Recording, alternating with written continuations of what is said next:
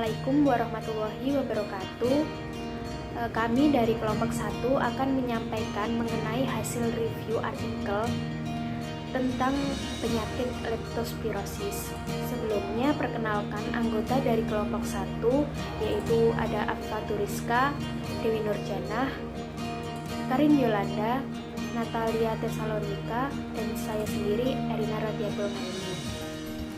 Materi yang akan kami bahas di sini yaitu ada identifikasi roden, skema transmisi, program pengendalian, habitat, dan juga upaya di daerah. Langsung saja kita menuju materi yang pertama, yaitu identifikasi roden yang akan disampaikan teman saya. Nah, di sini saya akan menjelaskan mengenai identifikasi dari leptospirosis. Leptospirosis ini merupakan penyakit zoonosis yang tersebar di seluruh dunia, terutama di wilayah yang beriklim tropis dan subtropis. Leptospirosis ini disebabkan karena infeksi bakteri yang berbentuk spiral dari genus Leptospira. Sedangkan zoonosis merupakan penyakit yang secara alami dari hewan vertebrata ke manusia atau sebaliknya. Leptospirosis ini disebabkan oleh bakteri Spirochaeta dari genus Leptospira. Banyak spesies mamalia yang berperan sebagai reservoir leptospirosis.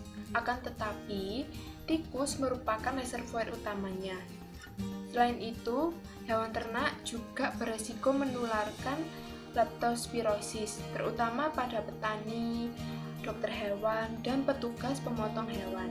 Karena banyak studi yang melaporkan keterkaitan hewan ternak dengan peningkatan risiko infeksi leptospira.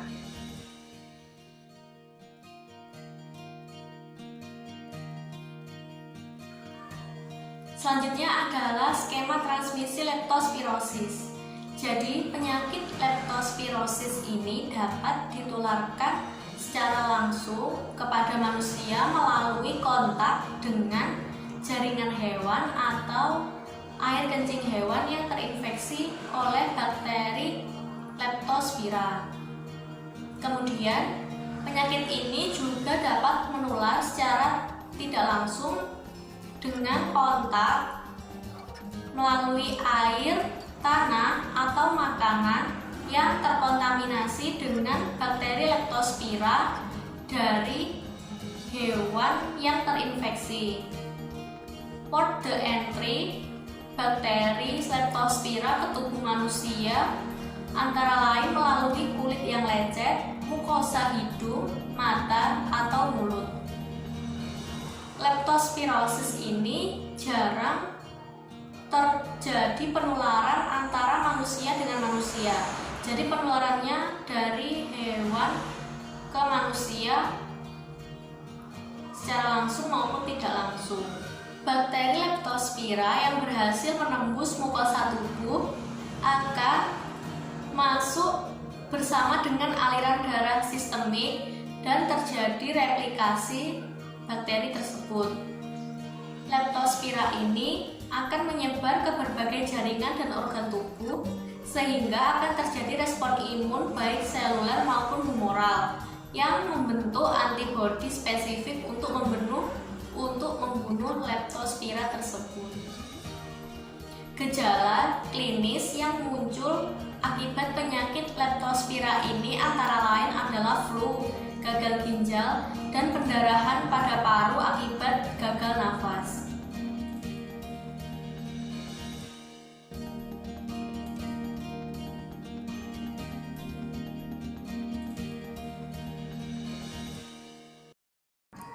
Selanjutnya yaitu upaya pengendalian leptospirosis.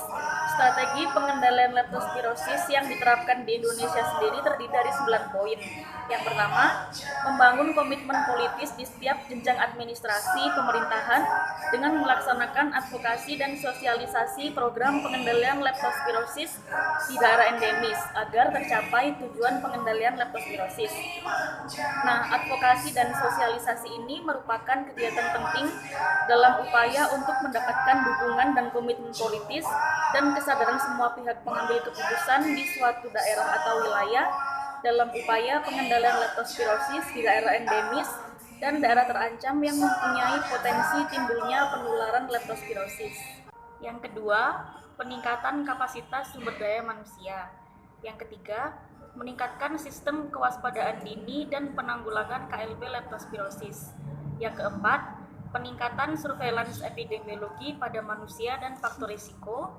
Yang kelima, penata laksanaan kasus leptospirosis secara dini sejak kasus suspek sesuai dengan standar di fasilitas pelayanan kesehatan dan di masyarakat. Yang keenam, pengendalian faktor risiko. Yang ketujuh, penguatan upaya preventif dan promotif untuk meningkatkan peran masyarakat. Yang kedelapan, penguatan jejaring. Dan yang terakhir, penguatan pelaksanaan monitoring dan evaluasi.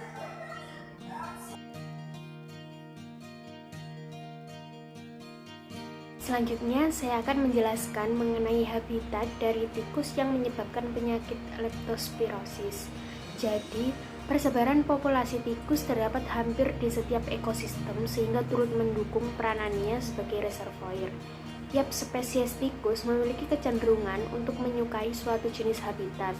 Terdapat spesies tikus asli atau endemis yang hidup dengan ciri habitat tertentu saja, namun juga terdapat spesies yang bersifat komensal dan juga invasif.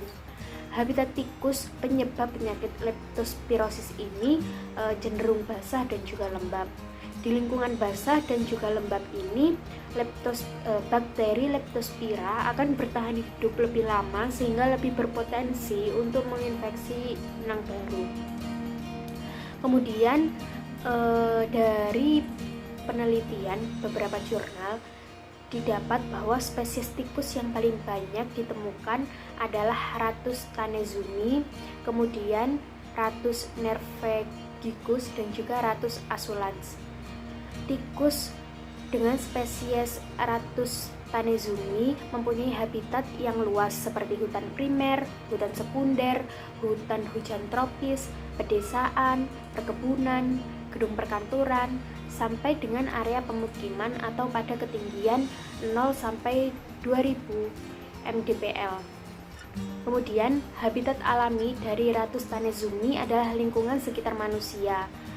Seringkali bersarang di bangunan, rumah-rumah penduduk seperti atap rumah, atap plafon, atau pipa-pipa. Kemudian, tikus jenis Rattus norvegicus atau tikus got mempunyai habitat dekat dengan air. Kemudian ada juga penelitian yang mengatakan bahwa habitat dengan jumlah tikus tertinggi adalah habitat rumah atau pemukiman. Namun persentase tikus terinfeksi Leptospira tertinggi ditemukan di habitat hutan mangrove dengan spesies utama yaitu Rattus theominicus. Sebuah studi yang mendukung temuan ini mengatakan bahwa habitat mangrove ini memiliki sumber makanan yang selalu tersedia sepanjang tahun sehingga kelimpahan fauna khususnya tikus selalu terjaga.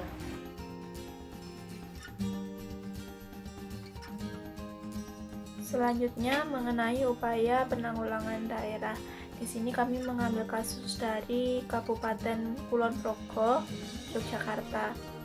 Jadi Kabupaten Kulon Progo ini merupakan kawasan yang banyak terdapat persawahan sehingga sebagian besar masyarakatnya itu berprofesi menjadi petani, di mana persawahan ini merupakan habitat dari tikus atau rodent dari penyakit ini. Nah, di sini masyarakat itu menggunakan 4 upaya penanggulangan. Yang pertama pengasapan, pembuatan rumah burung hantu, penggeropiokan, dan juga umpan racun.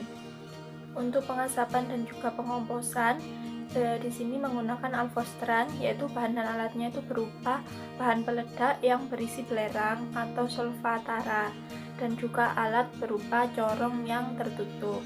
Nah, cara ini itu banyak dilakukan oleh masyarakat setempat karena semua alat dan bahannya itu disediakan oleh BP3K atau Balai Penyuluhan Pertanian Perikanan Kehutanan.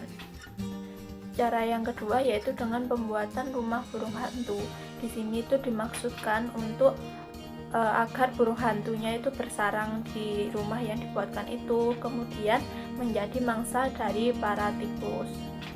Yang selanjutnya yaitu pengeroyokan. Jadi ini itu semacam masyarakat bersama-sama untuk mencari tikus, kemudian membasmi tikus-tikus tersebut. Kemudian untuk umpan beracun, di sini masyarakat sudah mendapat racunnya dari pemerintah. Selanjutnya mengenai hambatan dalam upaya pengendalian rodent. Nah, di sini jika dilihat dari 4 upaya pengendalian tersebut, di situ terlihat hanya terdapat upaya pengurangan jumlah tikus, tidak kepada pembasmian tikus seperti itu. Di sini itu dipengaruhi oleh beberapa faktor. Yang pertama adalah masyarakat yang kurang aktif. Di sini beberapa masyarakat itu beranggapan bahwa tikus bukan merupakan sesuatu yang akan berdampak besar terhadap pertanian ataupun kesehatan mereka. Mereka hanya menganggap bahwa tikus di situ hanya mencari makan untuk hidup, seperti itu. Yang kedua, karena di sini dalam proses pengasapan itu masyarakat menggunakan bahan aktif berupa belerang dan sangat bekas sehingga seringkali meledak. Kemudian hambatan yang ketiga yaitu mengenai mitos yang berkembang di masyarakat, yaitu mereka beranggapan bahwa tikus itu memiliki penggembala. Jadi ketika mereka membasmi tikus atau membunuhnya, maka jumlah tikus yang akan menyerang pertanian mereka itu akan semakin banyak. Jadi di sini dapat kita simpulkan bahwa dalam melakukan upaya pengendalian terhadap tikus perlu adanya kerjasama yang baik antara masyarakat dan juga pemerintah, di mana pemerintah harus bisa mengedukasi dan juga memfasilitasi masyarakat dalam melakukan upaya pengendalian, dan juga bagaimana bisa untuk memaukan dan memampukan masyarakat untuk melakukan pengendalian, sehingga upaya pengendalian akan berjalan secara efektif dan juga efisien serta aman bagi lingkungan maupun masyarakat. Demikian pemaparan dari kelompok 1. Bila ada kata-kata yang kurang berkenan, kami mohon maaf. Terima kasih atas perhatiannya. Wassalamualaikum warahmatullahi wabarakatuh.